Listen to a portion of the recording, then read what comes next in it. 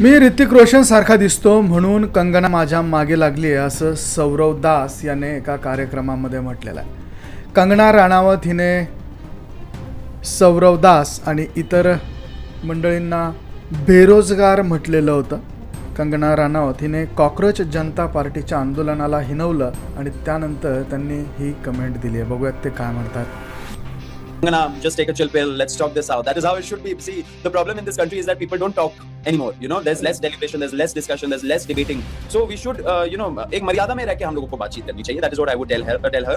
And my friends were also texting me कि why is she after your life now? And one of them said that I may look a little bit like a young Hrithik Roshan. Is that true, Barkha? Oh gosh. Okay. Now we're getting into really personal.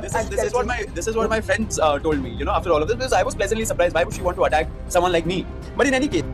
Bollywood अभिनेत्री भाजप खासदार कंगना राणावत आणि CJP cockroach जनता पार्टीचे प्रवक्ते सौरव दास यांच्यातील शाब्दिक संघर्ष हा आपण पाहतोय आणि तो सोशल मीडियावरती चांगलाच रंगलेला आहे। दोघांमध्ये आरोप प्रत्यारोपादरम्यान सौरव दास यांनी केलेल्या एका विनोदी वक्तव्याने सगळ्यांचं लक्ष वेधलं आहे। कंगना राणावत हिने काही दिवसांपूर्वी सौरव दास यांच्यावरती टीका करत निरुपयोगी आणि बेरोजगार अशी उपहासात्मक टिप्पणी केली होती। या टीकेला संतापाने उत्तर देण्याऐवजी सौरव दास यांनी मिश्किल शैलीचा अवलंब केला। एका मुलाखतीत बोलताना सौरव दास म्हणाला, माझे मित्र म्हणतात की मी तरुण ऋतिक रोशन सारखा दिसतो, कदाचित त्यामुळे कंगना माझ्या मागेला असावे।